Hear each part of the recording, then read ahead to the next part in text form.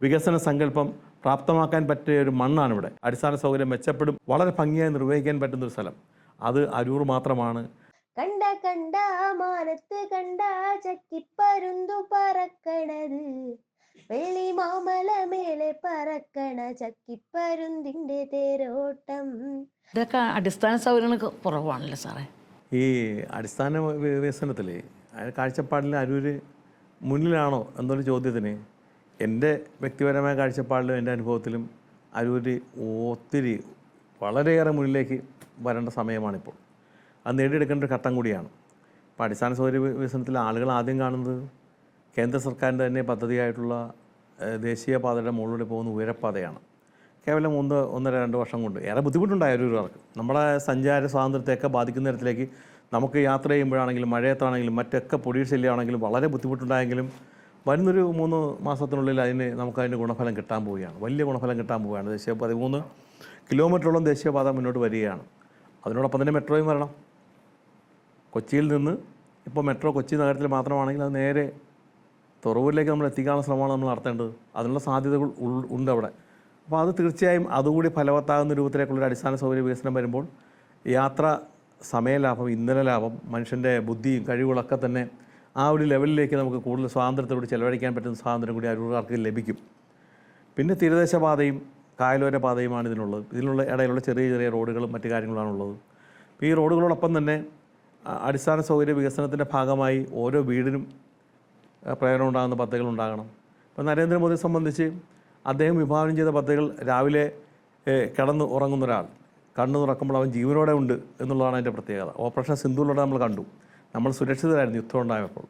ഇപ്പോൾ നടക്കുന്ന യുദ്ധവുമായി ബന്ധപ്പെട്ട് അവിടെ ജനങ്ങൾ അവരുടെ ജീവനെ സംബന്ധിച്ച് നാട്ടുകാരും പൊതു സ്ഥലത്തുള്ളവരും പുറത്തുള്ളവരും വിദേശ രാജ്യത്തിൽ ഉള്ള ആൾക്കാരാണെങ്കിലും പുറത്തുള്ളവരൊക്കെ തന്നെയാണെങ്കിൽ ആശങ്കയിലാണ്.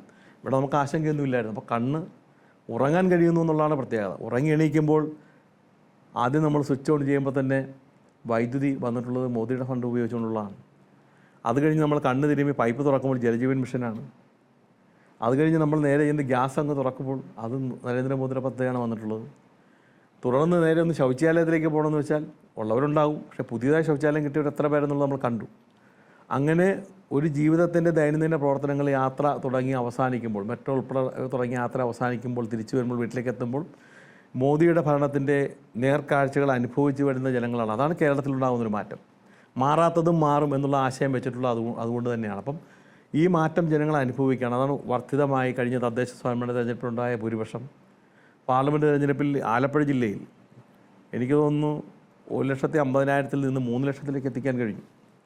അപ്പോൾ ജനങ്ങൾ അത്രത്തേക്ക് മാറി ചിന്തിക്കുന്നു എന്നുള്ളതാണ്. അതും ഇത്രയും അടിസ്ഥാനപരമായി ഒരു വോട്ട് ബാങ്കുള്ള സ്ഥലം, ഇടതുപക്ഷത്തിനും വലതുപക്ഷത്തിനും.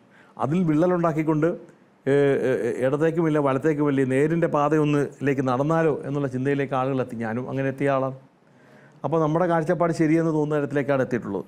യാത്ര ചെയ്ത് ദേശീയപാതയിലൂടെ പോകുമ്പോൾ സാധാരണ അവരുടെ പ്രാഥമിക കൃത്യങ്ങൾ എന്തെങ്കിലും നിർവഹിക്കണമെന്നൊന്നുമില്ല, ഏതെങ്കിലും ഹോട്ടലിനെ ആശ്രയിക്കുകയാണ് ചെയ്യുന്നത്.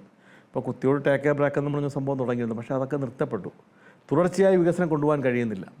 ഇപ്പോൾ സമുദ്രോൽപ്പന്ന കയറ്റുമതിയുമായി ബന്ധപ്പെട്ടും അതല്ലെങ്കിൽ അത്തരം വിഷയങ്ങളുമായി ബന്ധപ്പെട്ടൊക്കെ തന്നെ ഈ നാടിൻ്റെ വികസനം നല്ല നിലയിലേക്ക് ആളുകൾക്ക് പ്രയോജനപ്രദമായ രൂപത്തിലേക്ക് കൊണ്ടുവരാൻ പറ്റുന്ന പദ്ധതികൾ നിരവധിയുണ്ട്. അതിലേക്കും കടക്കാൻ കഴിയണം. ഈ പദ്ധതിയുമായി ബന്ധപ്പെട്ട് ഇപ്പോൾ കായലോര മേഖലയിൽ ശരിക്കും കായൽ ചെറിയ ചെറിയ ചതുപ്പുകളായി മാറുകയാണ്. കായൽ ശുദ്ധീകരണം നടക്കുന്നില്ല, മത്സ്യപ്രജനനം നടക്കുന്നില്ല, മത്സ്യമേഖലയിൽ ആൾക്ക് ജോലി കിട്ടുന്നില്ല. ആ മേഖലയിലുള്ള അടിസ്ഥാന സൗകര്യ വികസനം തീരെ ദയനീയമായ സ്ഥിതിയിലേക്ക് എത്തിയിരിക്കുന്നു. കടലോര മേഖലയിലാണെങ്കിൽ കടലെടുത്ത് വരുമ്പോൾ സുനാമി ആണെങ്കിലും മറ്റു തര കാര്യങ്ങളുണ്ടാകുമ്പോഴാണെങ്കിലും കടൽ ഭിത്തിയുടെ ഇത് പ്രോപ്പറായിട്ട് ആ ലെവലിലേക്ക് എത്തിക്കാൻ കഴിയുന്നില്ല. അപ്പോൾ കേന്ദ്ര സർക്കാരിൻ്റെ പദ്ധതികൾ ഉണ്ടെങ്കിലും അത് ജനങ്ങൾക്ക് കൃത്യമായി എത്തിക്കാൻ കഴിയുന്നില്ല. തൊഴിലുറപ്പ് പദ്ധതിയിലാണെങ്കിലും അടിസ്ഥാന സൗകര്യ വികസനത്തിൻ്റെ ഫണ്ടുകൾ കോടികളാണ് അനുവദിച്ചിട്ടുള്ളത്.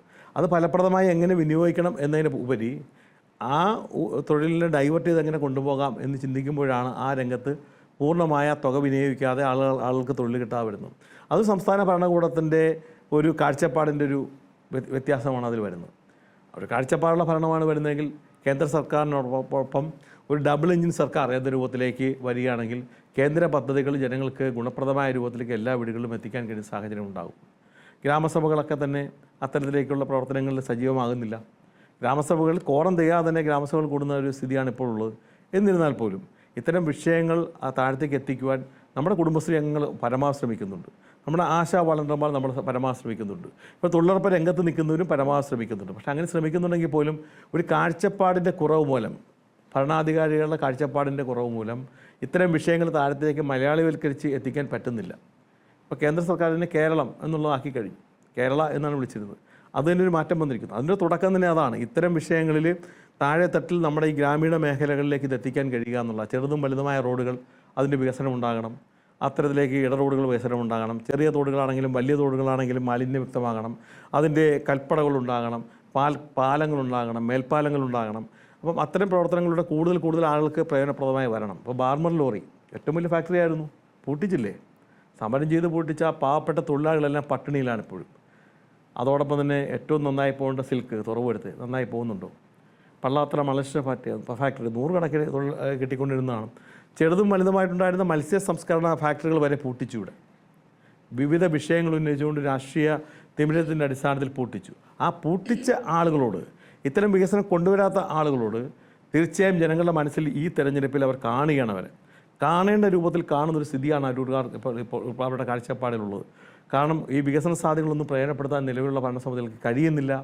തദ്ദേശ സ്ഥാപനങ്ങളെ ചേർത്ത് നിർത്തിക്കൊണ്ട് വികസനം കൊണ്ടുവരാൻ കഴിയുന്നില്ല. തങ്ങളുടേതായിട്ടുള്ള ചില തുരുത്തുകളിലേക്ക് വികസനം എത്തിക്കുന്ന സ്ഥിതിയിലേക്ക് എത്തിയപ്പോൾ വികസനം എന്ന് പറയുന്ന അരൂരിൻ്റെ വികസനം ശരിക്കും ജനങ്ങൾക്ക് പ്രയോജനപ്രദമല്ലാത്ത രൂപത്തിലേക്ക് മാറി. അതുകൊണ്ട് അടിസ്ഥാന സൗകര്യ വികസനത്തിൻ്റെ ഏറ്റവും സാധ്യതയുള്ള സ്ഥലം, കേന്ദ്ര സർക്കാർ ഫണ്ടുകൾ ഉപയോഗിച്ചത് വളരെ ഭംഗിയായി നിർവഹിക്കാൻ പറ്റുന്നൊരു സ്ഥലം, അത് അരൂർ മാത്രമാണ്. അരൂരിന് അത് ഏകീകൃത മനസ്സോട് ചെയ്യാൻ കെൽപ്പുള്ള പ്രാപ്തിയുള്ള ജനങ്ങളുണ്ട്. അത്രയ്ക്ക് കഷ്ടപ്പാടുകൾ അവർ സഹിക്കുന്നുണ്ട്. കുടിവെള്ളത്തിൻ്റെ കാര്യത്തിൽ കുടിവെള്ളം നേരെ അവിടുന്ന് ജപ്പാൻ കുടിവെള്ള പദ്ധതി എത്തുന്നുണ്ടെങ്കിലും ഗുണനിലവാരമില്ലാത്ത പൈപ്പുകൾ ഇട്ടു. വലിയ വെട്ടിപ്പതിൽ നടന്നു കാണും. ഇനി അതിനൊരു പോസ്റ്റ്മോർട്ടം നടത്തിയിട്ട് കാര്യമില്ല. അപ്പം അത്തരം പൈപ്പുകൾ ആഴ്ചയിൽ 2-3 തവണ പൊട്ടുമ്പോൾ മാസത്തിൽ 15 ദിവസം മാത്രമേ കുടിവെള്ളം കിട്ടൂ. ആ കുടിവെള്ളത്തിന് വേണ്ടി കാത്തിരിക്കേണ്ട ഒരു സ്ഥിതിയാണ്. പബ്ലിക് ടാപ്പുകളെല്ലാം ഒഴിവാക്കി എല്ലാ വീട്ടിലേക്കും ജലജീവൻ മിഷൻ്റെ പദ്ധതി കേന്ദ്ര സർക്കാർ എത്തിച്ചു. അതും ഫലപ്രദമായി നടത്താനായിട്ട് ഇവിടെ കഴിഞ്ഞിട്ടില്ല. അതിനൊരു മോണിറ്ററിംഗ് സംവിധാനം പോലും സർക്കാരിൻ്റെ ഭാഗത്തു നിന്നില്ല എന്നുള്ളതാണ് എൻ്റെ പ്രത്യേകത. അത് ഏറ്റവും വേഗം നടപ്പിലാക്കുന്നത്, ഞാൻ ഗുജറാത്തിലൊക്കെ ഞാൻ പോയിട്ടുള്ളതാണ്.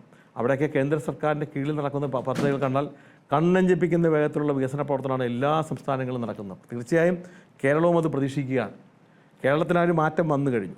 അപ്പോൾ അടിസ്ഥാന സൗകര്യവുമായി ബന്ധപ്പെട്ട് വലിയ മാറ്റങ്ങൾക്ക് വേദിയൊരുക്കുന്ന ഒരു മത്സരവും തെരഞ്ഞെടുപ്പൊക്കെ ആയിരിക്കും ഈ വരാൻ പോകുന്ന നാളുകൾ നടക്കുന്നത്. തീർച്ചയായും NDAയുടെ നേതൃത്വത്തിൽ അതിന് ദീർഘവീക്ഷണവും കാഴ്ചപ്പാടും ശക്തിയുമുള്ള ഒരു ഭരണ നേതൃത്വമുണ്ട് എന്നുള്ളതുകൊണ്ട് തികഞ്ഞ ആത്മവിശ്വാസത്തോടുകൂടി അരൂരിലെ ജനങ്ങൾക്ക് അടിസ്ഥാന സൗകര്യം മെച്ചപ്പെടും എന്നുള്ള ഉറപ്പ് നൽകാൻ ഞങ്ങൾക്ക് മോദിയുടെ ഗ്യാരണ്ടി പ്രകാരം നടക്കും എന്ന് ഈ അവസരത്തിൽ പറയുകയാണ്. സാറേ, ഈ കേന്ദ്രത്തിൻ്റെ വർഗീയത എന്നൊക്കെ പറയേണ്ടത് അതെങ്ങനെയാണ് സാറേ? അത് എൻ്റെ രാഷ്ട്രീയ ബന്ധം ഉപേക്ഷിക്കുന്നതിന് മുമ്പ് വരെ ഞാൻ കരുതിയിരുന്ന ഒരു വർഗീയ ഫാസിസ്റ്റ് തീവ്ര കക്ഷിയാണ് ഈ കേന്ദ്രത്തിൻ്റെയൊക്കെ എന്നുള്ളതാണ്. നമ്മൾ അങ്ങനെയാണ് ആ ക്ലാസ് കേട്ടിട്ടുള്ളതും പഠിച്ചിട്ടുള്ളതും കേൾക്കുന്ന ആ അറിവിലാണ് നമ്മൾ നിൽക്കുന്നത്. പക്ഷേ എൻ്റെ മാറ്റത്തിന് ശേഷം ഞാനൊരു 3-4 വർഷമായി ഇതിനെക്കുറിച്ച് പഠിക്കുകയായിരുന്നു, ഇങ്ങനെ വല്ലതും ഉണ്ടോ എന്നുള്ളത്. അവിടെ വല്ല സിമ്പിളാണ്. അവർ വളരെ അവരുടെ ഒരു പ്രവർത്തന ശൈലിയും പ്രവർത്തന രീതിയും സ്വഭാവമൊക്കെ വളരെ സിമ്പിളായിട്ടുള്ളതും അതോടൊപ്പം തന്നെ ആരെയും ജാതീയമായി അല്ലെ വർഗീയമായി ചെയ്തിരിക്കുന്ന ഒന്നും തന്നെ കേന്ദ്ര സർക്കാരിൻ്റെയോ കേന്ദ്ര സർക്കാർ ഭരിക്കുന്ന പാർട്ടിയിൽപ്പെട്ടവരുടെ ആരെയും ഇതുവരെ എനിക്ക് ബോധ്യപ്പെടാൻ കഴിഞ്ഞിട്ടില്ല. അതുകൊണ്ടാവാം കൂടുതൽ ആൾക്കാർ വരുന്നത്. ഇപ്പം ഞാൻ അങ്ങോട്ട് ചെന്ന് കഴിയുമ്പോൾ തന്നെ എൻ്റെ മസ്തിഷ്ക പ്രക്ഷാളനം നടത്തി എന്നെ അപ്പാടെ മാറ്റിക്കളയും എന്നൊക്കെയാണ് ഇവർ ധരിച്ചത്. പക്ഷേ ഞാൻ അന്നുണ്ടായിരുന്ന ജ്യോതിസ് തന്നെയാണ് ഇപ്പോഴും, നാളെയും അങ്ങനെ തന്നെയാണ്. ഈ രാഷ്ട്രീയ മാറ്റത്തിൽ ഈ പറയുന്ന BJP ആണെങ്കിലും RSS ആണെങ്കിലും ഞാൻ RSSൻ്റെ ശാഖകളിലൊക്കെ ഞാൻ പോകാറുണ്ട്. അതിലുമൊക്കെ എടുക്കുന്ന വലിയ കാര്യം ക്ലാസ്സുകളാണ് എടുക്കുന്നത്. ഞാനിതൊന്ന് അറിയാനും പഠിക്കാനും വേണ്ടി കൂടിയാണ് ഞാൻ സത്യം പറഞ്ഞാൽ പോയത്.